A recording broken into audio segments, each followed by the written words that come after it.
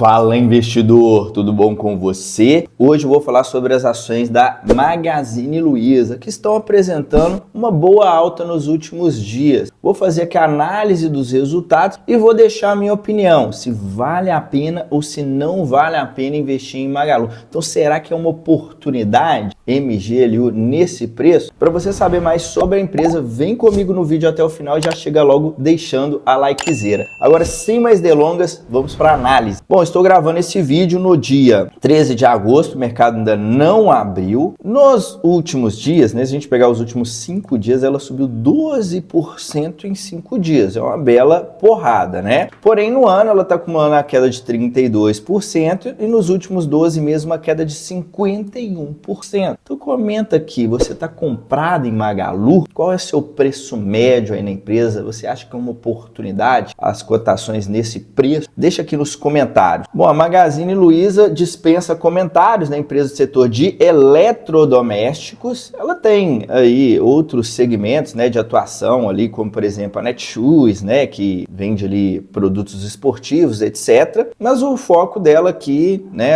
a principal via de receita é as lojas físicas e a sua plataforma ali, o Magalu, que vende principalmente eletrodomésticos e também vários outros produtos. Código de negociação MGLU3, então ela só tem ações ordinárias e ela tem 100% de tag along em suas ações. Bom, entrando aqui na posição acionária da empresa, nós vemos aqui um velho sócio, né, o Alaska Black. Me parece que o Alaska Black tinha saído e voltou aí para a empresa, né? Alaska Black que tinha surfado aqueles anos dourados da Magalu, quando só falavam de Magalu. Magalu é a nova Amazon, que não parava de subir. Teve essa época, né, galera? Agora ela tá embaixo, mas teve essa época e pelo que eu tinha observado, parece que o Alaska estava fora, deve ter vendido e agora voltou, se eu não estou enganado, tá? A Luiza Trajano que tá no comando, né, aí da empresa, Luiza Trajano, através da holding aqui, né, 46, quase 47% das ações, 37,2% das ações estão abertas na bolsa e 0,42% aqui em tesouraria. Bom, vamos falar aqui dos destaques financeiros, que é o que mais interessa, né? É o que você deve estar querendo saber como veio o resultado da empresa. Então vamos lá, as vendas aumentaram 4,5%, estou falando do segundo trimestre de 2024 contra o segundo trimestre de 2023. Aumentaram as vendas, a receita líquida aumentou 5%, isso aqui é bom, olha, saiu de 8,5 para 9 bilhões. O lucro bruto saiu de 2,4 para 2,7, ela vendeu mais e ganhou margem. Repara que a margem bruta saiu de 28,8% para 30,9%. Quando estamos falando de empresa no setor de varejo, é muito importante a margem, tá? Margem bruta, margem EBITDA, margem líquida, é muito importante você acompanhar. Por quê? Porque vender, essas empresas vendem demais, né? Repara só, poxa, receita líquida de 9 bilhões em um trimestre, é uma máquina de vendas, mas não adianta vender e no final das contas não dá lucro, né? Então vamos ver aqui se ela vai conseguir aumentar essa margem. Olhando para o EBITDA, ele foi uma porrada, tá? Saiu de 283 milhões para 655 milhões, porradaria. A margem cresceu bastante, ponto extremamente positivo, tá? A margem saiu de 3,3% para 7,3%. É uma margem baixa ainda na minha visão, mas é muito melhor, né? A margem é mais do que dobrou. Isso aqui é excelente. E aí ela reverteu um prejuízo de 300 milhões para um lucro de 23, quase 24 milhões. Repara que a margem estava negativa, ficou 0,3. É uma margem ainda baixa, tá? Repara que ela vendeu 9 bilhões e deu 23 milhões em lucro. É muito pouco, tá? Frente ao que ela vendeu, mas é uma melhora, né? A empresa reverter um prejuízo de 300 para lucrar, já é um bom começo. Aqui tem o EBITDA ajustado, que desconsidera despesas que a empresa teve não recorrentes, né? Despesas que não costumam acontecer. Se a gente analisar pelo EBITDA ajustado, saiu de 439 milhões para 710 e o lucro líquido saiu de um prejuízo de 198, lucro líquido ajustado, para um lucro de 37 milhões bilhões, com uma margem de 0,4. Repara que a empresa cresceu a venda nas mesmas lojas e também em lojas físicas. Isso aqui é muito importante, tá? A loja física, a empresa costuma ter uma margem maior, costuma ter mais rentabilidade. O 3P também cresceu um pouco. O 3P é aquele vendedor, né, externo que coloca seu produto dentro do site da Magazine para vender. Não costuma ter muita margem, é um segmento que está crescendo, né? Se ela conseguir monetizar direito isso aqui, pode ser uma boa via de crescimento. E a participação do e-commerce, repare que 70% das vendas da empresa já são do e-commerce e ela diminuiu um pouco a quantidade de lojas, né? Repara que saiu de 1.303 para 1.246, menos 57 lojas. Eles estão buscando otimizar, né, o portfólio. Realmente, loja que não dá retorno tem que fechar mesmo, né? Ficar dando prejuízo, não adianta. Então, no geral, na minha visão, foi sim um bom resultado que a empresa apresentou aqui no segundo trimestre de 2024. Não é à toa que as ações estão valorizando bastante. Bom, agora eu vou entrar aqui nos principais indicadores da Magazine. Sempre reforço que não existe uma regra fixa com base em nenhum indicador, mas aqui eu passo um parâmetro para ficar mais fácil para você entender a minha análise. Antes de abrir esses indicadores, eu tenho um recado para você que quer acelerar os resultados da sua carteira de investimento. Se você quer atingir a sua liberdade financeira sem depender do INSS, para você chegar lá na frente, lá aposentar com 70 anos, com uma renda que mal dá para pagar as contas, você realmente quer ter liberdade, quer atingir essa aposentadoria em um período de aproximadamente 10 anos, eu vou te convidar para o meu programa de consultoria. Lá eu vou traçar um planejamento para você atingir os seus objetivos o mais rápido possível. Vou te entregar uma carteira que vai de acordo com o seu perfil de investidor e de acordo com os seus objetivos. A única coisa que você vai precisar fazer é copiar e colar essa carteira e colocar o dinheiro para trabalhar. Então, se você tem interesse, é só clicar no primeiro link, vai estar na descrição desse vídeo. Vou deixar também nos comentários, vou deixar um QR Code na tela. Então, não perde tempo, entra em contato comigo via WhatsApp para mais informações, pois as vagas são limitadas. Então, vamos lá. Cotação do dia 9/8 de 2024, ela estava R$ 12,96. Valor de mercado 9 bilhões e meio. É uma empresa que eu considero de porte médio. Vale ressaltar que a Magazine já esteve ali entre as top 10 maiores da bolsa. Então, assim, já teve a época dourada e agora, comparado ao que era, perdeu muito valor de mercado. Dívida líquida sobre EBITDA de 1,6 vezes. É uma dívida que no momento está equilibrada. Vale ressaltar que a Magazine, ela fez aumento de capital, ou seja, eles emitiram mais ações para reforçar o caixa. Isso gera uma diluição para os acionistas, tá? Isso não é bom, principalmente quando as ações estão em baixa, foi quando foi feita essa emissão. E também vale ressaltar que essa cotação de R$12, ela tá nessa proporção porque teve grupamento, não quer dizer que ela estava há um tempo atrás na casa ali de R$1, né? Não quer dizer que ela valorizou, que ela foi de 1 para 12, não. Então, às vezes você não tá acompanhando, às vezes você assusta e fala, nossa, o Magazine tá voando, eu vou comprar. Não, calma, que não é bem assim não. Mas no momento a dívida tá equilibrada, tá? Eu considero um indicador de dívida ali até 3 vezes uma dívida equilibrada. Porém, nesse setor, né, quanto menor a dívida, melhor na minha visão. Por quê? Porque é um setor que a margem é apertada. Se a empresa alavanca demais, na hora que o juro sobe, o resultado financeiro piora muito, ela começa a dar prejuízo. Então tem que tomar cuidado. Dívida em yield zerado, pois nos últimos meses também, né, a Magazine agora que ela começou a reverter prejuízo, estava dando bastante prejuízo. O ROI deixei um P, porque é prejuízo nos últimos 12 meses. Margem líquida também é a mesma coisa. Indicador de preço EV sobre EBITDA, ela está negociando 7,5 vezes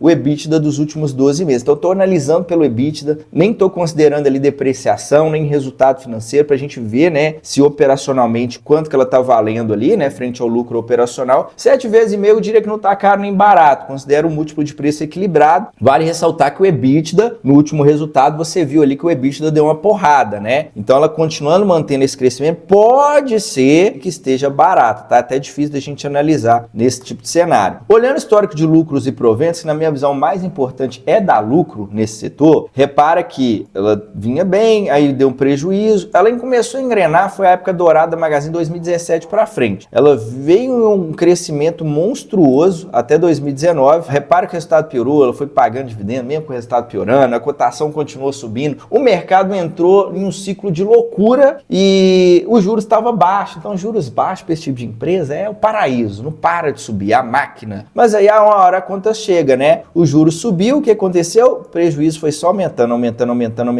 e agora tá difícil de sair do prejuízo. Ela deu um lucrozinho, né? Agora no último trimestre, mas nos últimos 12 meses está acumulando prejuízo. Esse gráfico aqui é um gráfico anualizado, então o lucro anual da empresa ainda é prejuízo, valeu? Olhando o histórico de cotações, ela já chegou a 2,67 lá atrás, lá em 2011, bateu R$250, um monstro de retorno. Isso aqui é o retorno ajustado, tá? Por dividendos, desdobramento, grupamento, né? A empresa desdobrou, agora tá grupando, uma bagunça total, mas é o retorno total ajustado, considerando isso, né? Repara que quem comprou que é 250, viu o dinheiro virar pó, né? O dinheiro derreteu. Então tem que tomar muito cuidado, né? Aqui, por exemplo, olha, era antes da pandemia. Aqui foi a pandemia. Eu costumo dizer toda hora isso, porque quando eu tô analisando, porque isso aqui para mim foi uma loucura. O resultado da empresa, ele estava piorando na pandemia e a cotação disparando. Olha aqui, a cotação saiu de, antes da pandemia, né, de menos de 150, bateu 250, sendo que o resultado estava piorando. O mercado entrou em uma euforia, né? Euforia é muito perigosa, tem que tomar cuidado. Bom, agora eu vou entrar no histórico dos resultados da Magalu desde 2015 até o consolidar os últimos 12 meses. Você que está acompanhando aqui até agora, tá gostando desse conteúdo? Deixa likezeira, se inscreve para você ficar por dentro de novos conteúdos e para a gente continuar crescendo, né? Bater logo os 20 mil inscritos, eu conto com a sua participação. Então vamos lá, vamos logo analisar esse resultado aí da Magazine. Repara que a receita da empresa é uma máquina de crescimento, é o que eu acabei de falar, né? Ela não para de crescer, inclusive agora a receita está batendo recorde, mas receita por si só não quer dizer nada, não adianta vender e não dar lucro. Repara que o EBITDA ele estava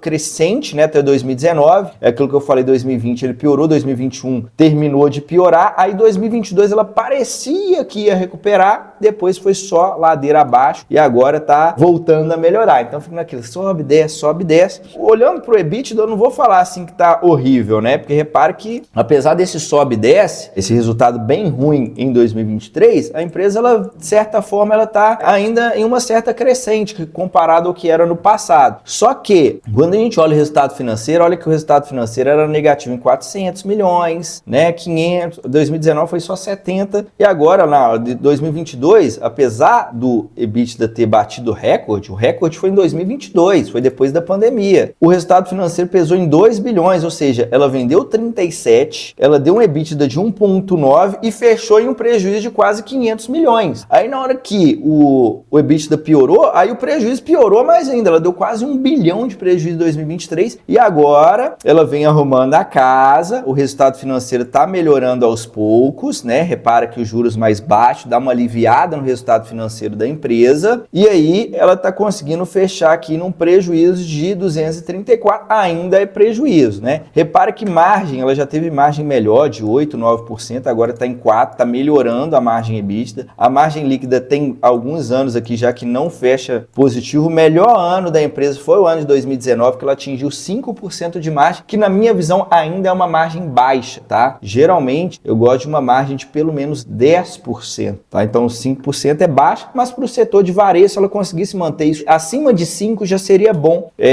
tendo em vista o setor, tá? Que é um setor bem complicado. A rentabilidade foi muito boa, foi caindo, agora está sem rentabilidade. O endividamento, né, estava claramente estourando. Ela fez o levantamento aqui de capital, né, deu uma reforçada no caixa, agora ela deu uma diminuída na dívida bruta também e deu uma equilibrada, tendo em vista que o EBITDA aumentou, agora ela está num patamar um pouco mais tranquilo. Olhando o fluxo de caixa da empresa, ela está gerando bastante caixa desde 2022, isso aqui é um ponto positivo, mas não dá para ficar analisando o fluxo de caixa, porque, né, uma hora tá bom, outra hora é negativo, porque depende também de giro de estoque, uma hora a empresa aumenta o estoque, outra hora ela diminui o estoque, é até difícil, tá? A gente tem que analisar a longo prazo. Parece que tá dando uma melhorada sim, tá gerando caixa livre, isso aqui é bom, tá? Um ponto positivo aqui para a empresa. Mas no geral, qual é a minha opinião sobre a Magazine Luiza? Bom, a empresa ela vem uma crescente, principalmente no EBITDA, mas não adianta o EBITDA crescer se ela não der um lucro adequado, tá? Ela tem que voltar a dar lucro. Com esse cenário de juros mais alto é um pouco complicado. Vale ressaltar também que tem algumas medidas aí, né? Taxação das comprinhas. O governo ele vem dando uma ajudada ali, né? Buscando favorecer de certa forma as empresas nacionais, favorecer aqui a Magazine Luiza, mas no longo prazo eu particularmente não investiria pensando a longo prazo, tá? Por quê? Porque é um negócio que tem uma margem muito apertada, repara, conforme eu comentei, a margem dourada da empresa foi 5%, é uma margem bem apertada e que acaba sofrendo muito o cenário de juros altos, porque juros altos compromete a renda das famílias, a população fica endividada, fica com dificuldade de comprar, a empresa acaba tendo um resultado financeiro que pesa muito, né, o que eu mostrei aqui, aqui, sendo que o Brasil normalmente é um país de juros altos. Então você vai investir em uma empresa que tem uma margem apertada e na hora que o juros subir, é provável que ela vá passar por dificuldade, vai acabar dando prejuízos no país dos juros altos. Então, na minha visão, não faz muito sentido. Todavia, a Magazine, para mim, nesse segmento de varejo eletrodoméstico, é a empresa mais redondinha aqui, falando de Brasil. A gente tem Mercado Livre, Amazon, que são empresas que estão em outro patamar, mas a Magazine aqui, para mim, é uma empresa que sim, tem a qualidade, mas está em um setor que é um setor ruim, né? Então, eu particularmente não investiria, mas é um ativo sim que, mantendo esse crescimento do EBITDA e ela continuar apresentando lucro, tem um potencial de valorização legal, tá bom? Mas eu não comparei por quê? Porque uma hora sobe, outra hora cai, você tá rico, fica pobre, fica rico, fica pobre, não tem dividendo, é muito difícil de você receber um monte de dividendo, então não é o tipo de empresa que encaixa no perfil da minha carteira, beleza? Espero que você tenha gostado dessa análise, compartilha com o seu amigo aí que está investindo em Magalu